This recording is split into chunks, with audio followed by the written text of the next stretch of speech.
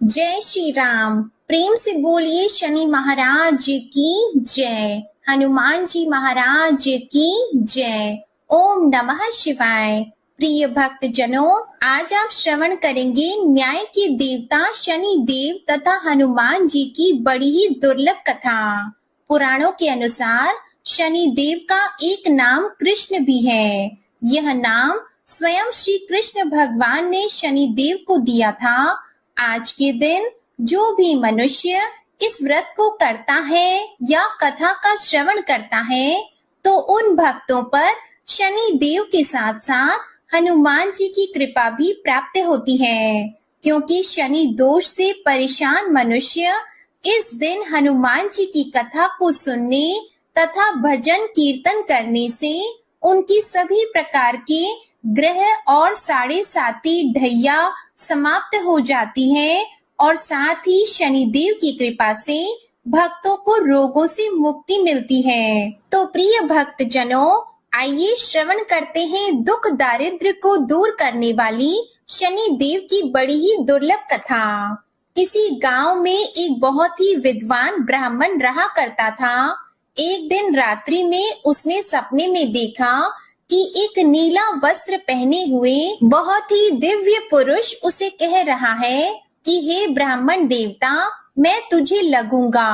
अब देखिए, यह सपना उस ब्राह्मण को रोज दिखाई देता। इससे वह परेशान हो गया और दुबला पतला होने लगा। उसका स्वास्थ्य बहुत ही गिरने लगा। एक दिन उसकी पत्नी ने कहा, देखिए, मैं आपको कितना अच्छे से खिलाती पिलाती हूँ, मेवा मिश्री खिलाती हूँ, दूध मलाई खिलाती हूँ, अच्छा भोजन आहार पकाकर खिलाती हूँ, फिर भी आप इतने दुबले पतले क्यों होते जा रहे हैं? इसका क्या कारण है? प्रिय भक्त जनों, उस ब्राह्मण ने अपनी पत्नी से अपना सारा हाल बताया कि मेरे सपने में एक नीले कपड़े पहने हुए बहुत ही दिव्य पुरुष आते हैं। वे मुझसे कहते हैं कि हे ब्राह्मण, मैं तुझे लगूंगा। अब यही सोचकर मुझे भूख प्यास नहीं लगती, मैं दुबला होता जा रहा हूँ। तब ब्राह्मणी ने कहा, हे पतिदेव, मुझे लगता है कि आपको शनि भगवान दर्शन देते हैं। आपके ऊपर शनि की दशा शुरू होने वाली है, इसलिए आपको वे सचेत करते हैं। अवश्य ही वे शनि महाराज हैं। अब की बार जब दिखें तो आप उनसे कहिएगा कि आप मुझे सिर्फ 1.15 ही लगना। प्रिय भक्त जनों, उसी दिन जब रात्रि होती है तो ब्राह्मण फिर से सोता है और उसके सपने में शनि भगवान दर्शन देते हैं और कहते हैं, हे ब्राह्मण, आज मैं तुम्हें लगूंगा। तब ब्राह्मण ने कहा, हे भगवान, यदि आप लगना ही चाहते हैं तो लग जाइए, लेकिन यह बताइए भगवान, आप कितने दिनों के लिए लगोगे? तब शनि देव ने कहा, हे ब्राह्मण, तुम्हारे ऊपर 7.5 शुरू होने वाली है, मैं तुम पर 7.5 साल के लिए लगूंगा। तब ब्राह्मण ने कहा, क्षमा कीजिए भगवान, इतना भारी तो मुझसे झेला नहीं जाएगा, 7.5 साल बहुत है भगवान। तब शनि देव बोले, अच्छा, 5 वर्ष के लिए लगूंगा। तब ब्राह्मण ने कहा, शनि महाराज, यह भी मेरे लिए ज्यादा है। शनि भगवान बोले, तो ठीक है, 2.5 साल का लग जाओ। ब्राह्मण ने फिर मना कर दिया। तब शनि देव कहने लगे, 1.15 का लगूंगा तो ठीक रहेगा। प्रिय भक्त जनों, उसे 1.15 की शनि की दशा लग गई। ब्राह्मण ने नींद से उठते ही अपनी पत्नी से कहा, देखो, मेरे 1.15 की शनि की दशा लगी है, इसलिए मैं जंगल जाकर समय बिताऊंगा। तुम मेरे खाने पीने का सारा सामान बांध दो और मेरे पीछे किसी से लड़ना मत, घर में बैठी रहना, बच्चों को भी कहीं मत जाने देना और इस 1.15 में किसी को गाली भी मत सुनाना। ऐसा कहकर ब्राह्मण अपने घर से जंगल की ओर चल दिया। जंगल में ब्राह्मण एक पीपल के पेड़ के नीचे बैठ गया और हनुमान जी का पाठ करने लगा। 1 पहर बीत गया तो ब्राह्मण ने सोचा, बाकी का समय तो रास्ते में ही बीत जाएगा। सुबह वहां से चल दिया और रास्ते में चलते हुए उसे एक सब्जी मंडी दिखाई दी। उसने सब्जी मंडी में से एक बड़ा सा कद्दू खरीदा। कद्दू खरीदकर अपने चादर में लपेटकर वहां से चल दिया। तभी रास्ते में शनि महाराज एक साधु का वेश बदलकर उसके पास आते हैं और कहते हैं, तुम्हारे चादर में क्या है? ब्राह्मण ने कहा, हे साधु महाराज, मेरी इस चादर में तो कद्दू है। साधु ने कहा, अच्छा कद्दू है तो दिखाओ। जब ब्राह्मण ने अपना चादर दिखाया तो आश्चर्य, उसमें तो उस राज्य के राजा के बेटे का कटा हुआ सर था। यह देखते ही साधु महाराज, जो कि शनिदेव थे, उस ब्राह्मण को लेकर राज दरबार में पहुंच गए और राजा से कहने लगे, महाराज यह देखिए, यह दुष्ट दुराचारी आपके पुत्र की हत्या करके उसके सिर को काट के अपने चादर में लेकर घूम रहा था, इसे आप दंड दीजिए। प्रिय भक्तजनों, राजा ने जब सुना कि उस ब्राह्मण ने उसके पुत्र को मार दिया है, राजकुमार की हत्या कर दी है, तब राजा बहुत ही क्रोधित हुआ। उसने कहा, मुझे मत दिखाओ, मुझसे यह सब कुछ देखा नहीं जाएगा। हे सैनिकों, तुम इसे तुरंत ले जाओ और इसे सूली पर चढ़ा दो। जब नगर में यह समाचार कि राजा के पुत्र का सिर कट चुका है, एक ब्राह्मण ने उसकी हत्या कर दी है, तो नगर में हाहाकार मच गया और उस ब्राह्मण को सैनिक सूली पर चढ़ाने के लिए ले गए। जब फांसी पर चढ़ाने ही वाले थे, तब जैसा कि नियम होता है, मरने वाले से उसकी अंतिम इच्छा को पूछा जाता है, तो सैनिकों ने भी ब्राह्मण के अंतिम इच्छा को पूछा। सैनिकों ने कहा, हे ब्राह्मण, बताओ तुम्हारी अंतिम इच्छा क्या है? भक्तजनों, ब्राह्मण ने सोचा कि यदि किसी प्रकार कुछ समय तक के लिए फांसी रुक जाए तो शनि की दशा का 1.25 पहर पूरा हो जाएगा। यह सोचकर उसने कहा, भाई, मैं बचपन से नित्य बालाजी की कथा कहता और सुनता आया हूँ। आज मरने से पहले अंतिम बार कथा कह लेने दो। अब क्या था? फांसी देने वाले सैनिकों ने उसकी आखिरी इच्छा पूर्ण होने तक फांसी को रोक दिया। कहानी कहते कहते 1.25 पहर पूरा हो गया। शनि की दशा खत्म हो गई। अब इधर देखिए, राजा का जो पुत्र था राजकुमार, वह जंगल से शिकार खेलकर वापस राजमहल में आ गया। राजमहल में राजकुमार को देखते ही राजा बड़ा ही प्रसन्न हुआ, लेकिन मन ही मन उसे डर भी लगा। यदि उस निर्दोष ब्राह्मण को फांसी चढ़ा दिया गया होगा तो ब्राह्मण हत्या का दोष लग जाएगा। अब क्या था? राजा ने 2 घुड़सवार को जल्दी से फांसी घर की तरफ दौड़ाया और ब्राह्मण को आदर सहित दरबार में आने का हुक्म दिया। ब्राह्मण राज दरबार में उपस्थित हुआ तो राजा ने क्षमा याचना मांगते हुए कहा कि आपके बगल में जो चादर है उसे खोल कर दिखाओ। राजा के आज्ञा के अनुसार ब्राह्मण ने चादर खोली तो उसमें कद्दू था।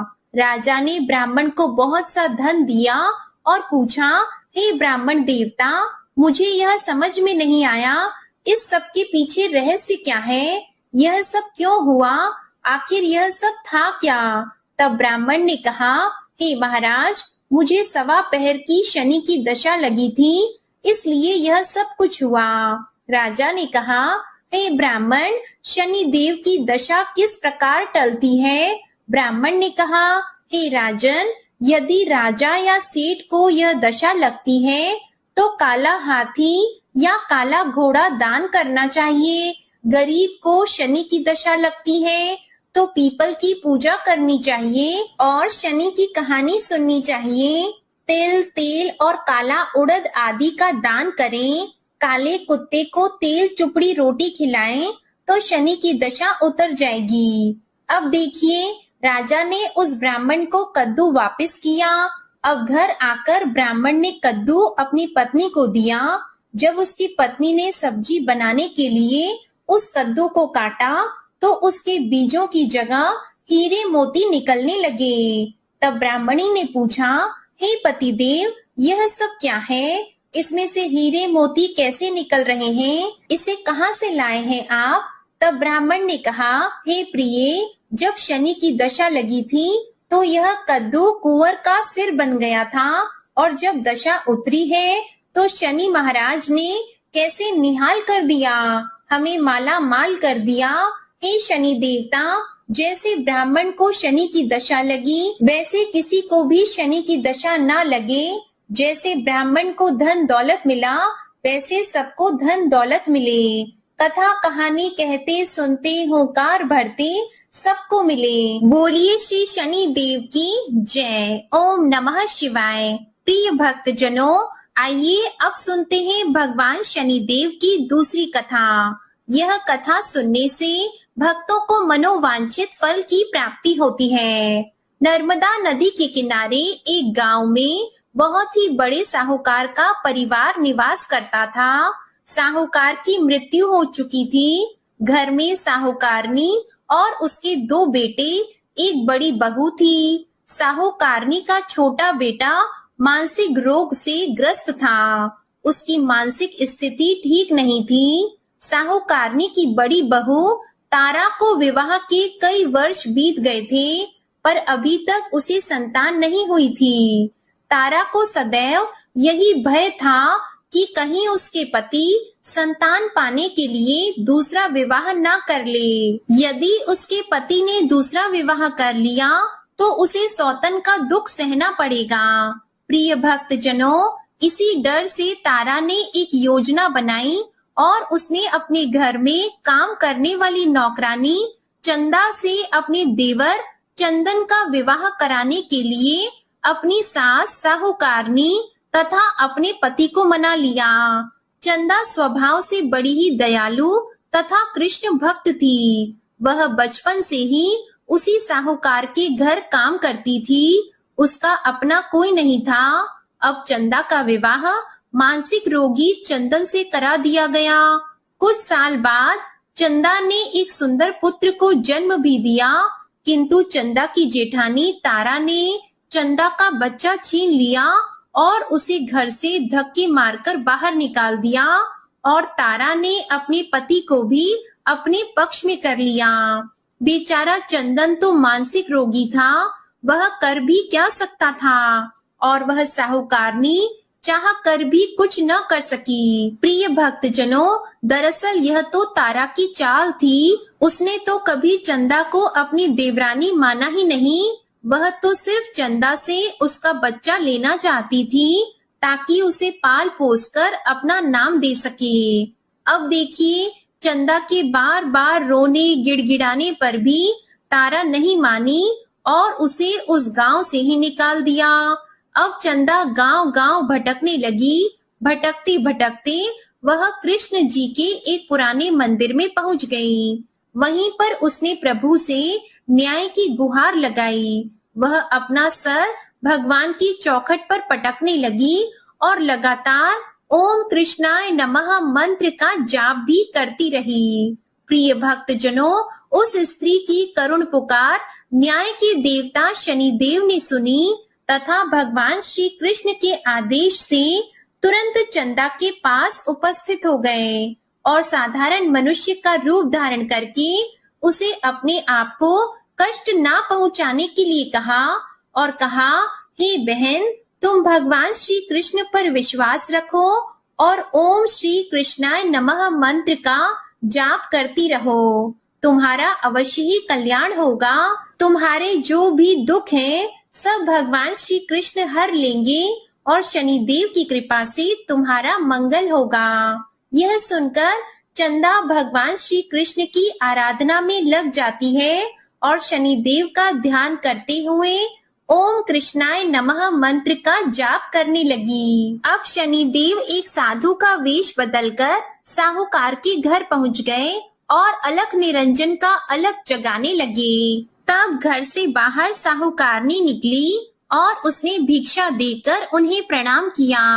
तब साधु रूपी शनि देव ने कहा, हे देवी, मैंने सुना है आपके घर में कोई मानसिक रोगी है। मैंने 7 सालों से हिमालय के जंगलों में भटकते हुए बहुत ही दुर्लभ जड़ी बूटी इकट्ठी की है जो हर प्रकार के रोगों को समाप्त कर देती है। यदि आप कहें तो मैं आपके घर के मरीज को ठीक कर सकता हूँ।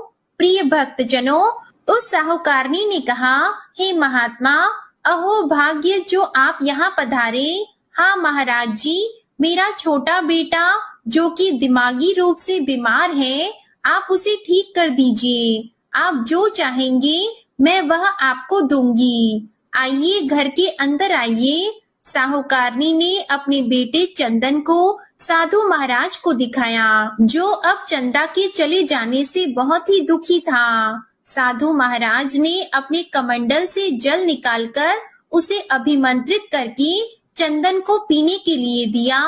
उस जल को पीते ही चंदन बिल्कुल ठीक हो गया और साधु महाराज ने तारा को भी बहुत समझाया कि वह चंदा का बच्चा उसे वापस कर दे और अपनी गलती को स्वीकार कर ले, किंतु नहीं मानी। वह तो उल्टे ही साधु महाराज को डांटने लगी, यहाँ तक कि चंदन के ठीक होने से उससे ईर्ष्या करने लगी। इस बात से रुष्ट होकर भगवान शनिदेव की दशा तारा को लग गई और वह मानसिक रोगी हो गई। उसका एक हाथ लकवा से ग्रस्त हो गया। साधु महात्मा के बताए अनुसार चंदन अपनी पत्नी चंदा को घर ले आया और अपनी पत्नी, बच्चे और माँ के साथ हंसी खुशी जीवन व्यतीत करने लगा। प्रिय भक्तजनों, तारा को शनिदेव ने उसके कर्मों का फल दिया और चंदा के सिर्फ ओम कृष्णाय नमः मंत्र का जाप करने से उस पर कृपा बरसाई और उसका बच्चा, पति, परिवार वापस मिल गया। उसका पति भी स्वस्थ हो गया। जय शनिदेव, जय जय शनिदेव। ओम नमः शिवाय। प्रिय भक्तजनों, साढ़े साती क्या होती है, इससे लोग क्यों डरते हैं? यह सही है कि साढ़े साती के समय व्यक्ति को कठिनाइयों और परेशानियों का सामना करना पड़ता है, किंतु इससे डरने और घबराने की कोई बात नहीं। इसमें कठिनाई और मुश्किल हालात जरूर आते हैं, परंतु इस समय व्यक्ति को कामयाबी भी मिलती है। बहुत से व्यक्ति साढ़े साती के प्रभाव से सफलता की ऊंचाइयों पर पहुंच जाते हैं। साढ़े साती व्यक्ति को कर्मशील बनाता है और उसे कर्म की ओर ले जाता है। अभिमानी, हठी और कठोर व्यक्तित्व वाले व्यक्ति से यह काफी मेहनत करवाता है। साढ़े साती के 3 चरण होते हैं। साढ़े साती का पहला चरण नजदीकी रिश्तेदारों और जातक को प्रभावित करता है। साढ़े साती का दूसरा चरण व्यापार और गृहस्थी को प्रभावित करता है। साढ़े साती का तीसरा चरण परिवार और स्वास्थ्य को प्रभावित करता है। भगवान शनिदेव न्याय के देवता हैं। ये कभी भी किसी को ऐसे ही दंड नहीं देते। यदि दंड देते हैं तो उसे उसके साथ बहुत ही बड़ी शिक्षा भी देते हैं। जैसे एक माता अपने पुत्र की गलती पर उसे दंड देती है, उसकी भलाई के लिए, उसे सही मार्ग पर जाने के लिए, ठीक वैसे ही शनिदेव कर्म और न्याय के पथ पर चलने के लिए मनुष्य को दंड देते हैं, ताकि वह डरकर आगे ऐसा कार्य ना करे और अपने जीवन को सरल और सार्थक बनाएं। भगवान शनिदेव तो न्याय की मूर्ति हैं। इनकी पूजा और भक्ति करके व्यक्ति धन ऐश्वर्य से संपन्न हो जाता है और सफलता की नई ऊंचाइयों को छूता है, जीवन में तरक्की करता है, घर में सुख समृद्धि वैभव का आगमन होता है और व्यक्ति का जीवन बड़ा ही सुखमय हो जाता है। शनिदेव भगवान को प्रसन्न करने के लिए शनिवार के दिन पीपल के पेड़ के नीचे शाम को दिया अवश्य जलाएं और कुत्ते को तेल से चुपड़ी रोटी खिलाएं। शनिवार को जल में तिल डालकर पीपल को चढ़ाएं। इससे शनिदेव अत्यंत प्रसन्न होते हैं और ओम कृष्णाय नमः महामंत्र का जाप भी करें। ओम गंग गणपतये नमः। अब सुनिए हनुमान जी की कथा। पौराणिक कथा के अनुसार बहुत समय पहले की बात है, एक साहूकारनी थी, उसका बेटा और बहू थे। पति की मृत्यु युवावस्था में ही हो गई थी और इस तरह उस साहूकारनी का रोज का नियम था, वह हनुमान जी के मंदिर में जाती और साथ में हलवा, पूरी और चूरमा बनाकर ले जाती और हनुमान जी से कहती, कांधे सोटो लाल लंगोटो, हनुमान जी खायो चूरमे और रोटी। मैंने तुम्हें दिया जवानी में, तुम मुझे देना बुढ़ापे में। अब क्या था, पूजा करने के बाद वह साहूकारनी अपने घर आई तो उसकी बहू बोली, सासू जी तुम चूरमा रोटी लेकर कहाँ जाती हो रोज? वह साहूकारनी बोली, मैं बालाजी के मंदिर में जाती हूँ। वह बोली, मंदिर में तो नहीं जाती हैं आप, हमें तो लगता है आप अपने खाने के लिए रोज चूरमा और हलवा बनाती हैं और चोरी चुपके जाकर कहीं खा लेती हैं। प्रिय भक्तजनों, सास अपनी बहू की बातें सुनती है तो भी कुछ नहीं बोलती और उसका मन बड़ा ही दुखी होता है। उसे यह दुख होता है कि वह भगवान की भक्ति करती है और उसकी बहू उसे चटोरी कह रही है। अब क्या था, दुख के मारे वह जाकर अपने कमरे में सो जाती है। सोते सोते 5 दिन हो गए। हनुमान जी सपने में आए और बोले, हे साहूकारनी, तूने तो जवानी में दिया है, मैं तुझे बुढ़ापे में देता हूँ। साहूकारनी बोली, हे हनुमान जी, आज तो आप मुझे खाने के लिए दे देंगे, लेकिन रोज कौन देगा? हनुमान जी बोले, हे साहूकारनी, मैं तुम्हें रोज दूंगा। अब क्या था, हनुमान जी की महिमा देखिए, उन्होंने साहूकारनी के लिए चूरमा रोटी हलवा पूरी दिया। साहूकारनी चुपचाप चूरमा रोटी खा लेती है।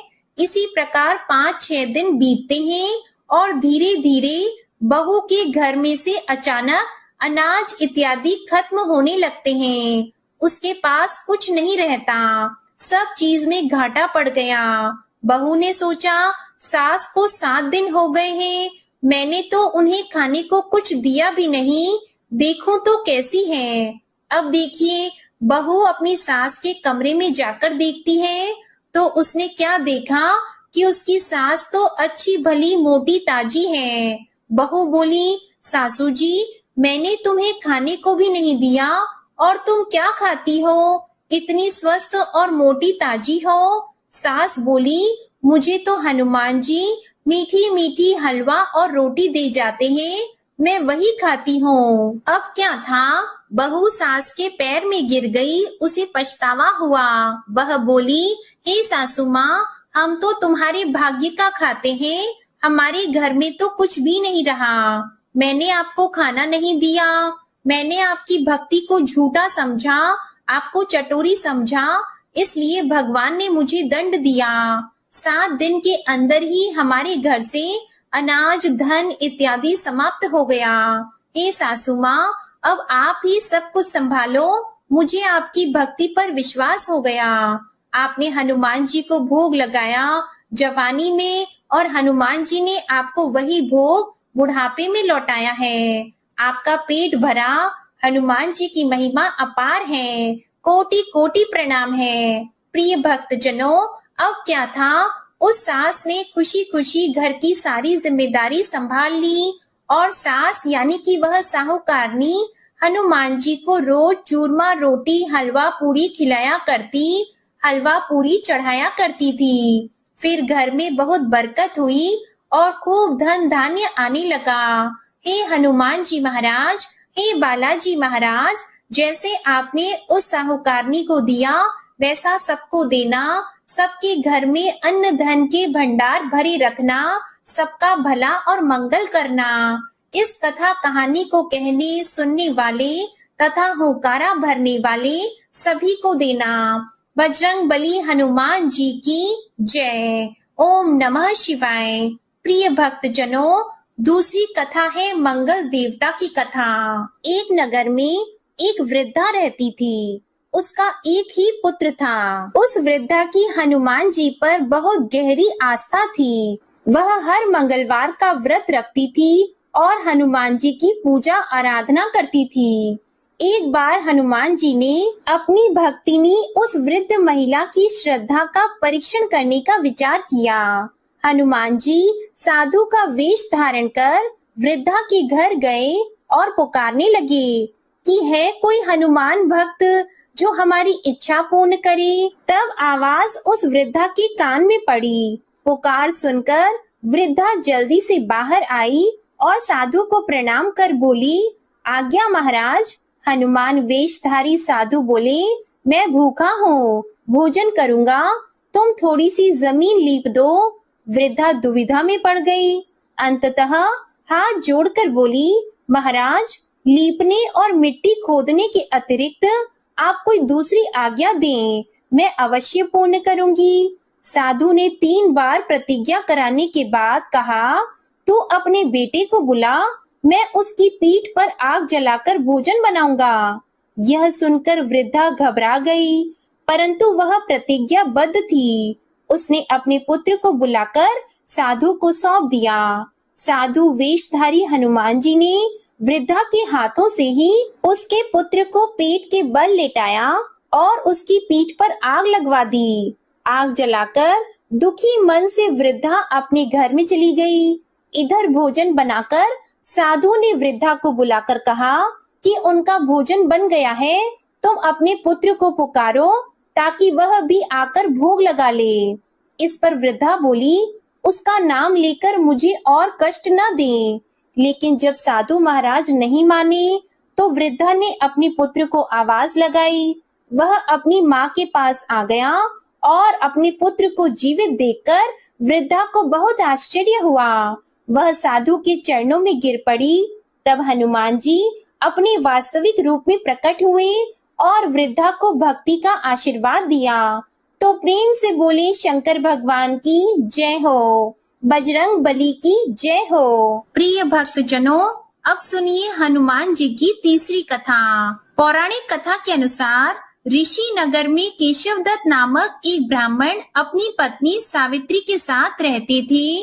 केशवदत्त के घर में धन संपत्ति की कोई कमी नहीं थी। नगर में सभी केशवदत्त का सम्मान करते, लेकिन केशवदत्त संतान नहीं होने से बहुत चिंतित रहता था। दोनों पति पत्नी हर मंगलवार को हनुमान जी की पूजा करते। विधिवत मंगलवार का व्रत करते हुए वर्षों बीत गए। ब्राह्मण बहुत निराश हो गया, लेकिन उसने व्रत करना नहीं छोड़ा। कुछ दिनों बाद केशवदत्त हनुमान जी की पूजा करने के लिए जंगल में चला गया। उसकी पत्नी सावित्री घर में रहकर मंगलवार का व्रत करने लगी। दोनों पति पत्नी पुत्र प्राप्ति के लिए मंगलवार का विधि पूर्वक व्रत करने लगे। सावित्री ने अगले मंगलवार को व्रत किया, लेकिन किसी कारणवश उस दिन सावित्री हनुमान जी को भोग नहीं लगा सकी और उस दिन वह सूर्यास्त के बाद भूखी ही सो गई। काम की अधिकता के कारण उससे यह भूल हो गई थी। अगले मंगलवार को हनुमान जी को भोग लगाए बिना उसने भोजन नहीं करने का प्रण कर लिया। अब क्या था, 6 दिन तक भूखी प्यासी रही। 7वें दिन मंगलवार को सावित्री ने हनुमान जी की पूजा की, लेकिन तभी भूख प्यास के कारण सावित्री बेहोश हो गई। हनुमान जी ने उसे सपने में दर्शन देते हुए कहा, उठो पुत्री, मैं तुम्हारी पूजा से बहुत प्रसन्न हूँ। तुम्हें सुंदर और सुयोग्य पुत्र होने का वर देता हूँ। यह कहकर हनुमान जी अंतर ध्यान हो गए। उसी समय सावित्री ने उठकर हनुमान जी को भोग लगाया, स्वयं भोजन किया। हनुमान जी की अनुकंपा से सावित्री ने एक सुंदर शिशु को जन्म दिया। मंगलवार को जन्म लेने के कारण उस बच्चे का नाम मंगल प्रसाद रखा गया। अब देखिए, कुछ दिनों बाद सावित्री का पति केशवदत्त घर लौट आया। उसने मंगल प्रसाद को देखा तो सावित्री से पूछा, यह सुंदर बच्चा किसका है? सावित्री ने प्रसन्न होते हुए कहा कि मुझे हनुमान जी ने दर्शन दिए हैं और पुत्र प्रदान करने की सारी बात, सारी कथा अपने पति से कह सुनाई। लेकिन केशवदत्त को उसकी बातों पर विश्वास नहीं हुआ। उसके मन में पता नहीं कैसे यह कलुषित विचार आ गया कि सावित्री ने उसके साथ विश्वासघात किया है। अपने पापों को छुपाने के लिए सावित्री झूठ बोल रही है। केशवदत्त ने उस बच्चे को मार डालने की योजना बनाई। एक दिन केशवदत्त स्नान करने के लिए कुएं पर गया। मंगल प्रसाद भी उसके साथ था। केशवदत्त मौका देखकर मंगल देव को कुएं में फेंक दिया और घर आकर बहाना बना दिया कि मंगल तो कुएं पर मेरे साथ पहुंचा ही नहीं। केशव दत्त के इतना कहने के ठीक बाद मंगल दौड़ता हुआ घर में आ गया। केशव दत्त मंगल को देखकर बुरी तरह हैरान हो गया। उसी रात हनुमान जी ने केशव दत्त को सपने में दर्शन देते हुए कहा, हे केशव दत्त, तुम दोनों के मंगलवार के व्रत करने से प्रसन्न होकर पुत्र जन्म का वरदान मैंने दिया था, फिर तुम अपनी पत्नी पर शक क्यों करते हो? उसी समय केशव दत्त ने अपनी पत्नी सावित्री को जगाकर उससे क्षमा मांगते हुए स्वप्न में हनुमान जी के दर्शन की सारी कहानी सुनाई। केशव दत्त ने अपनी बेटे को हृदय से लगाकर बहुत प्रेम किया। उस दिन के बाद सभी आनंद पूर्वक रहने लगे। मंगलवार का विधिवत व्रत करने से केशव दत्त के सभी कष्ट दूर हो गए। इस तरह से जो भी स्त्री पुरुष विधिवत मंगलवार का व्रत करके व्रत कथा सुनते हैं, हनुमान जी उनकी सभी कष्ट दूर करके घर में धन संपत्ति का भंडार भर देते हैं, शरीर के सभी रोगों को नष्ट कर देते हैं। प्रेम से बोलिए बजरंगबली हनुमान जी की जय। ओम नमः शिवाय। आप सभी पर शनिदेव और हनुमान जी की कृपा सदा बनी रहे। आज की कथा पसंद आई हो तो वीडियो को लाइक करके चैनल को सब्सक्राइब कीजिएगा और कमेंट में शनिदेव और हनुमान जी की जय जरूर लिखिएगा। इसी के साथ आज आप हमारे चैनल पर चैत्र मास महात्म्य की कथा और पाप मोचनी एकादशी व्रत कथा भी जरूर सुनिएगा। प्रेम से बोलिए शनि महाराज और हनुमान जी महाराज की जय।